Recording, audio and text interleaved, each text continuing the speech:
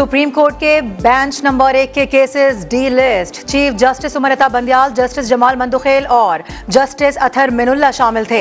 Supreme court के bench number 2 के मुकदमात भी delist. Justice Sardar Tariq Masood और जस्टिस शाहिद वहीद पर मुश्तमिल था।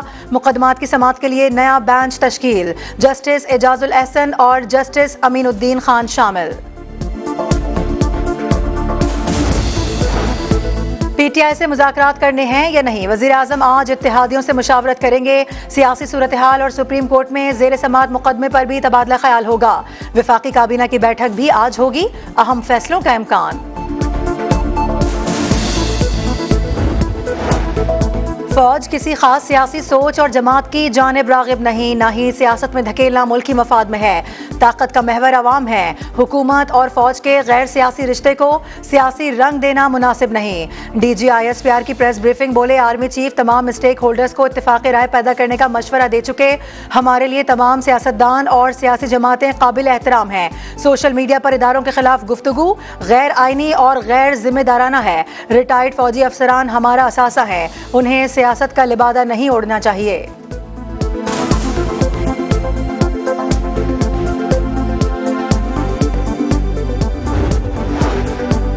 मुश्किल माशी वक्त में पाक फौज के बड़े फैसले, हर किस्म के अखराजात में कमी की जाएगी। मेजर जनरल अहमद शरीफ की प्रेस कॉन्फ्रेंस, बोले हुकूमत ने दायमी अमन की तरफ जाने का फैसला किया।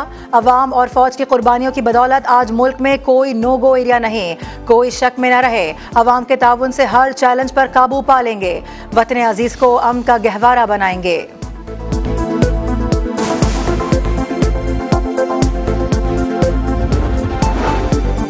इलेक्शन केस पर मुल्क मेक और ब्रेक की कैफियत से दो चार है। फुल बेंच का हर फैसला कबूल करेंगे। राना सनाउल्लाह का फैसलाबाद में कारकुनों से खिताब, बोले मुल्क भर में इलेक्शन एक साथ होने चाहिए। नून लीग इंतखाबात से नहीं भाग रही, जब भी इलेक्शन होंगे हम लड़ेंगे और जीत कर दिखाएंगे।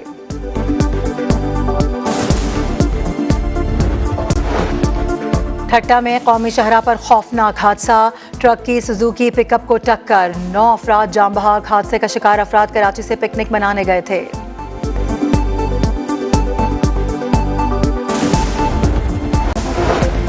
और कराची में 28 अप्रैल से गरज चमक के साथ शदीद बारिशों का इम्कान, अर्बन फ्लडिंग का खदशा। महकमा मौसमियात के मुताबिक आइंदा 72 घंटों के दौरान दिन के वक्त समंदरी हवाएं बंद रहेंगी।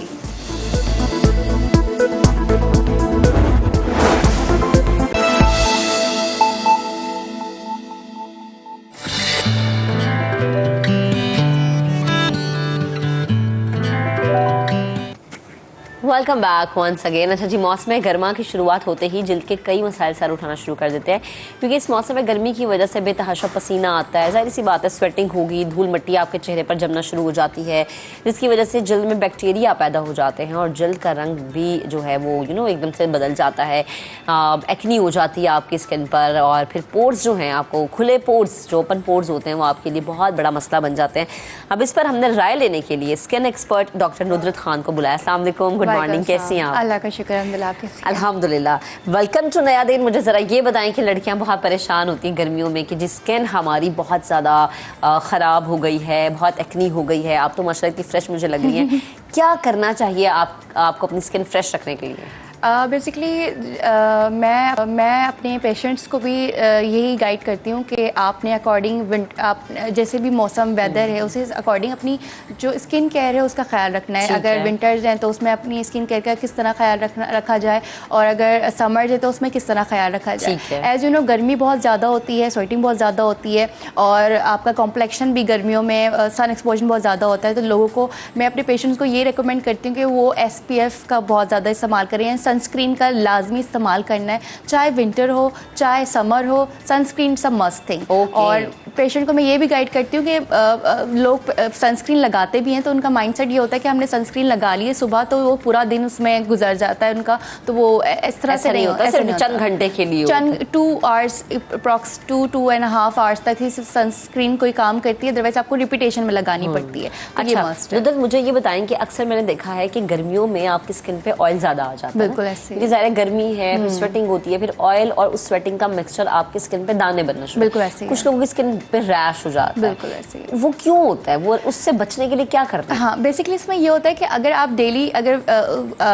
स्वेटिंग वगैरह हो रही है, वेदर में है, आपने ये करना है कि अपनी स्किन को क्लींस करना है। या डे टाइम में अगर आप कहीं पे बाहर भी हैं या जॉब पे भी हैं, अगर मेकअप भी आपने वेयर किया हुआ या बाहर वर्क है आपका, तो आपने रात में अपनी रूटीन का ख्याल रखना है। अपने रात में अपनी स्किन को अच्छे से क्लीन करके सोना है, क्योंकि अगर आप डेली बेसिस पे अपनी स्किन को क्लियर नहीं करेंगी, वो जो डर्ट है आपकी स्किन पे जमा होती जाएगी, तो वो फिर बैक्टीरिया उसमें जमा होता है एंड देन फिर वो ऑयलिंग एंड सीबम की वजह से आपको एक्नी हो जाती है। तो ठीक है, वो बैक्टीरिया को आपने किल करना होता है। आपने आपकी जो नाइट रूटीन है उसमें आपने मस्टली क्लीन फेस को करके एंड देन फिर आपने सोना है। अच्छा, तो मुझे ये बताएं कि कुछ लोगों की स्किन ऑयली है, कुछ की स्किन ड्राई है, तो वो जो आप सन ब्लॉक यूज कर रहे हैं वो ज़ाहिर है अलग अलग स्किन के लिहाज से अलग अलग है।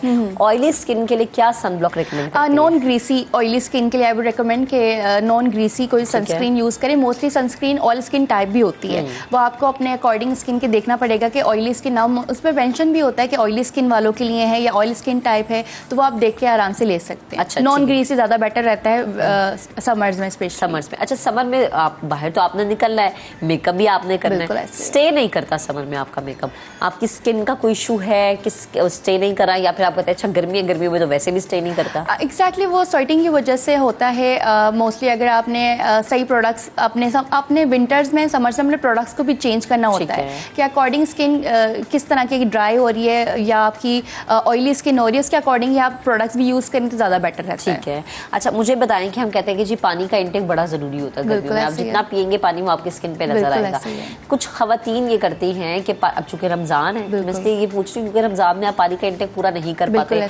आप रमज़ान में ऑयली चीज़ें ज़्यादा खा रहे होते हैं, आप रमज़ान में जनाब आपका वो चीज़ें आप खाते हैं जो कि आप पूरा साल नहीं खाते, चटपटी चीज़ें ज़्यादा आपका इंटेक हो जाता है, फिर वो आपकी एक्ने की सूरत में आपके चेहरे पर नजर आता है। हमें ईद करीब होती है, हम सैलून जाते हैं, फेशियल करवाना शुरू कर देते हैं और हम कहते हैं कि जल्दी से ये दाने भी खत्म हो जाए। आई थिंक ये लॉन्ग लास्टिंग चीज़ें नहीं होती और ये आगे जाके आपकी स्किन को नुकसान पहुंचाती है। बिल्कुल ऐसे ही है। स्पेशली रमज़ानों के लिए तो हम अपने पेशेंट्स को ज़्यादा रेकमेंड कर रहे होते हैं चीज़ें कि आपने किस तरह से अपनी डाइट को रखना है। स्किन केयर तो होती ही है, लेकिन अपने डाइट का भी ख्याल रखना होता है कि आपने अगर आप रोज़ा खोल रहे हैं कि आपने फ़ौरन से आप शुगर वाला आपने जूसेस आप पी रहे हैं, आप ऑयली पकौड़े वगैरह खा रहे हैं, इस तरह की चीज़ें थोड़ी सी अवॉइड करनी है आपने ना। रमज़ान में स्पेशली डाइट का ख्याल रखना बहुत ज़रूरी होता है, लेकिन मोस्टली लोग नहीं रख रहे होते, जिसकी वजह से स्किन के मसाइल होने लग जाते हैं। ये सारी चीज़ें अच्छा, डाइट का आप खवातीन को, हम खवातीन की तो बात करते हैं, आप भी यकीनन आपके पास भी आते हैं, लेकिन मर्द हजरात उनकी भी स्किन पे एक्नी होती है। बिल्कुल ऐसे ही मर्द हजरात का ज़्यादा बाहर का